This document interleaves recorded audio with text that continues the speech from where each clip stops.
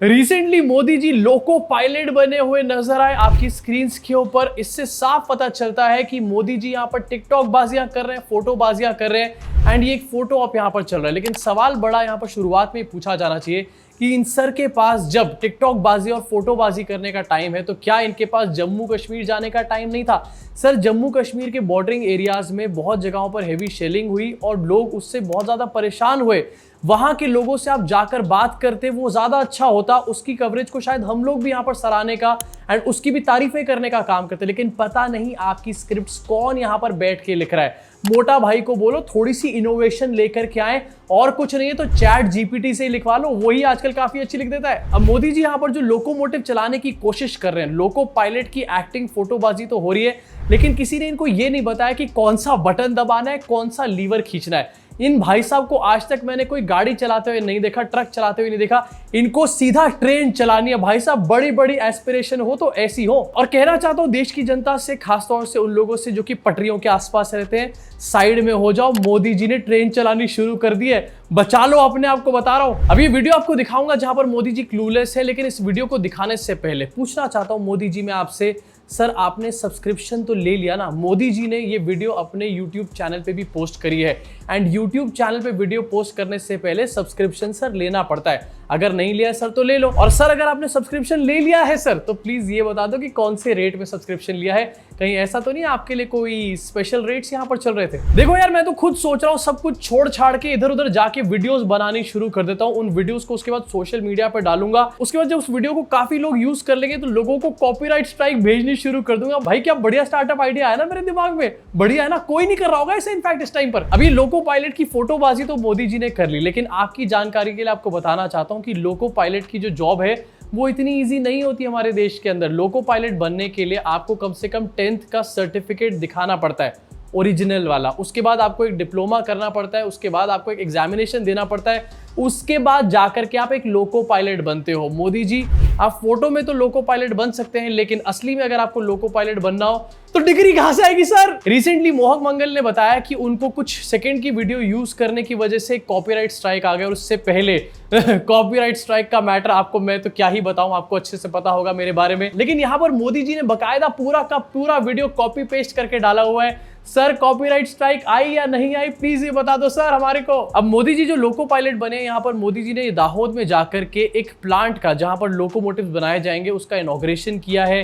यहाँ पर लोकोमोटिव्स को बनाया जाएगा, 9000 हॉर्स पावर के लोकोमोटिव्स होंगे, फलाना ढिमकाना। लेकिन इसके बीच में जनता ये सवाल पूछ रही है कि सर आखिरकार बिहार को क्या मिला। इलेक्शन आने वाले और इलेक्शन ईयर में भी मोदी जी यहाँ पर गुजरात के लिए काम कर रहे हैं, गुजरात में लोगों को एम्प्लॉयमेंट देने की सोच रहे हैं। बिहार में लोगों को एम्प्लॉयमेंट कैसे मिलेगा सर। अरे बिहार को छोड़ो यार, बिहार के लोगों को फंसा देते हैं लालू के परिवार की पॉलिटिक्स में, हम बात करते हैं गुजरात के बारे में। चलो एक बार जरा देख ही लेते हैं मोदी जी लोको पायलट चलाएंगे कैसे। हम कौन सा वाला बटन दबाऊं, कौन सा लीवर खींचूं। सर प्लीज आप लोको पायलट से उतर जाइए। आपको ऐसा लग रहा है कुछ भी समझ नहीं आ रहा है यहाँ पे, कुछ भी। इस वीडियो में ऑडियो कहीं पर भी आपको सुनाई नहीं देगा। ये बात इस चीज का प्रूफ है कि मोदी जी ने लोको पायलट में बैठकर कोई समझदारी की बात नहीं करी होगी, क्योंकि अगर मोदी जी वहां पर बैठकर कुछ ग्रेट इंटेलेक्ट की बात करते तो डेफिनेटली ऑडियो सुनने को तो आपको मिल ही जाता है यहाँ पे। वैसे मोदी जी यहाँ पर एक प्लांट का इनॉग्रेशन कर रहे हैं जहां पर लोकोमोटिव बनेंगे। मोदी जी ने यहाँ पर रील भी अपनी बनवा ली है। लेकिन इस रील के बारे में एक सबसे बड़ा सवाल ये कि रील बनाई किसने है, क्योंकि यहाँ पर अश्विनी वैष्णव इस वीडियो में खुद कहीं कहीं जगहों पर नजर आ रहे हैं। एंड अश्विनी वैष्णव अगर नजर आ रहे हैं तो आखिरकार रील किसने बनाई है सर। रील मंत्री जी हमें बताओ प्लीज। देखो तुम लोग ना बहुत ज्यादा हेट फैलाते हो, बहुत नेगेटिव टाइप के लोग हो तुम लोग। मोदी जी कुछ अच्छा काम कर रहे हैं देश के लिए, देश को पटरी पे लेकर के आ रहे हैं आईटी सेल के हिसाब से, तो तुम्हारे को अच्छी बातें करनी चाहिए। वैसे अच्छी बातें तो करनी चाहिए क्योंकि मोदी जी यहाँ पर लोको पायलट बने हुए हैं, लोकोमोटिव की फैक्ट्री का इनॉग्रेशन कर रहे हैं। दूसरी तरफ बीजेपी के कुछ ऐसे भी नेता हैं जो कैरम बोर्ड का इनॉग्रेशन कर रहे थे रिसेंटली। यस आपको दिखाना चाहूंगा आपकी स्क्रीन के ऊपर। ये बीजेपी की एक एमपी है जिन्होंने रिसेंटली एक कैरम बोर्ड का इनॉग्रेशन किया है और बकायदा इसकी फोटोज खिंचवाकर अपनी सोशल मीडिया पे पोस्ट भी करी है। मतलब मैं अगर ऐसा काम करने कहीं चला जाऊं ना, किसी कैमरे का या फिर किसी डब्बे का उद्घाटन करने, तो मैं उसकी फोटोज कभी भी नहीं खींचने दूंगा। अगर खींच भी गई उसकी फोटोज तो किसी को सोशल मीडिया पे पोस्ट नहीं करने दूंगा, और अगर किसी ने पोस्ट कर भी दी तो मैं तो खुद कभी भी पोस्ट नहीं करूंगा। लेकिन ये है भैया दिमाग के जीनियस, ये खुद पोस्ट करते हैं ऐसी ऐसी चीजों को। कंटेंट ही कंटेंट बहा देंगे, एएनआई की जरूरत ही नहीं है। एक तरफ मोदी जी लोकोमोटिव को इनॉग्रेट कर रहे हैं, दूसरी तरफ इनकी पार्टी के एमपी जो है वो कैरम बोर्ड को इनॉग्रेट कर रहे हैं। कल को क्या क्या देखने वाले हैं हम लोग? मुझे तो लग रहा है कल को कहीं ऐसा ना हो कि गिल्ली डंडे और कंचों का भी इनॉग्रेशन यहां पर शुरू कर दिया जाए। मोदी जी बंटा बॉटल का इनॉग्रेशन कर रहे हैं यहां पर। अभी इनॉग्रेशन के बीच में मोदी जी का एक और कार्यक्रम था गांधीनगर में, जहां पर मोदी जी ने कहा कि हमारे को एक प्लेज लेनी चाहिए कि हम लोग बाहर से सामान नहीं लेकर के आएंगे, हम लोग अपना सामान यहां पर बनाएंगे। इनफैक्ट मोदी जी ने बताया कि गणेश जी जो है वो बाहर से बन करके आ रहे हैं, छोटी छोटी आंखों वाले गणेश जी हैं। यहां पर एक तरीके से चाइना की तरफ इशारा किया जा रहा है मोदी जी के द्वारा, क्योंकि चाइना से छोटी छोटी आंखों वाले गणेश जी बन के आते हैं, क्योंकि छोटी आंखों का चाइना में बहुत ज्यादा ट्रेंड है, आपको पता ही अच्छे तरीके से।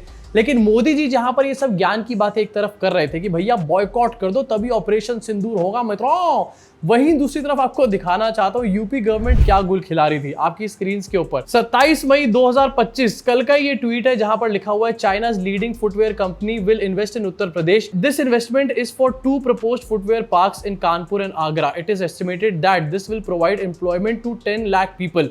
10 लाख लोगों को एम्प्लॉयमेंट प्रोवाइड कराई जाएगी। इन्वेस्टमेंट लेकर के आए हैं योगी जी। अरे ट्वीट करने से पहले ये तो देख लेते कि मोदी जी कह क्या रहे हैं आखिरकार। मोदी जी कह रहे हैं कि बाहर से कुछ भी इंडिया मत लेकर आओ, अपना यहां पर प्रोड्यूस करो। दूसरी तरफ योगी जी और नई नई डील्स कर रहे हैं यहां पर यूपी में। अब वैसे मोदी जी यहां पर ये बात कह रहे हैं कि बाहर से बहुत सारा सामान आता है, आपको पता भी नहीं होता, लेकिन वो चीज बाहर से आई होती है। सर अगर इतनी चीजें बाहर से आ रही हैं तो आप ये बताओ कि मेक इन इंडिया का आखिरकार क्या हुआ?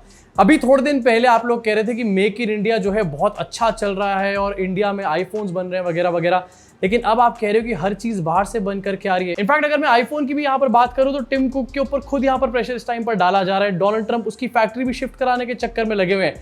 क्या बन रहा है आखिरकार इंडिया में? और अगर कुछ बन नहीं रहा तो मेक इन इंडिया कहां गया सर, बता दो। कहीं ऐसा ना हो कि आने वाले टाइम में सर ये कहना शुरू कर दे कि मेक इन इंडिया बहुत अच्छे से चल रहा है, क्योंकि इंडिया में बहुत सारी वीडियो क्लिपिंग्स बन रही है जिसको लेकर के बाद में उनके ऊपर कॉपीराइट स्ट्राइक डाली जाती है। इसी के साथ मोदी जी ने अपने कार्यक्रमों में एक और स्टेटमेंट दिया और ये पाकिस्तान के लोगों के लिए था। क्या बोल्ड है भाई, मोदी जी ने पाकिस्तान के लोगों को भाई हिला करके रख दिया भाई पूरी तरीके से। देखा है तुमने? नहीं देखा? देखो, सुख चैन की जिंदगी जियो, रोटी खाओ वरना मेरी गोली तो है ही। रोटी खाओ वरना मेरी गोली तो है ही। मैं बता रहा हूं साउथ की अगली फिल्म में डायलॉग आपको जरूर सुनने को मिलने वाला है। सर ये क्या डायलॉग मारा है सर, काफी घटिया डायलॉग मारा है। स्क्रिप्ट राइटर चेंज कर लो मोदी जी प्लीज। देखो यार, इंडिया पाकिस्तान का कॉन्फ्लिक्ट हुआ और इंडिया ने पाकिस्तान को उसमें मुंह का जवाब दिया। पाकिस्तान की हालत काफी वहां पर खराब हो गई, लेकिन ऐसे ऐसे डायलॉग मारने से कुछ नहीं होने वाला। एक तरफ आप इस तरीके के डायलॉग मार रहे हो, दूसरी तरफ आप अमेरिका को कंट्रोल नहीं कर पा रहे हो, जो कि थ्रू आउट यहाँ पर पाकिस्तान को हेल्प कर रहा था। अमेरिका के थ्रू आईएमएफ ने पाकिस्तान को फंडिंग दी। के बाद भी डोनाल्ड ट्रंप ये बोलते रहे कि उन्होंने मीडिएट कराया। डोनाल्ड ट्रंप ने ये तक भी बोल दिया कि मोदी जी और शहबाज शरीफ दोनों ही काफी स्ट्रॉन्ग लीडर्स हैं, दोनों ही काफी स्ट्रॉन्ग नेशंस हैं, हम दोनों को मिलाने का काम किया। उस टाइम पर तो सर आपने ट्रंप को बोला नहीं कि रोटी खाओ चुपचाप, नहीं तो मोदी की गोली खानी पड़ेगी। अब आप पता नहीं कौन से डायलॉग मार रहे हो यहाँ पे। वैसे मुझे तो ये समझ में नहीं आ रहा कि मोदी की गोली कौन सी गोली है।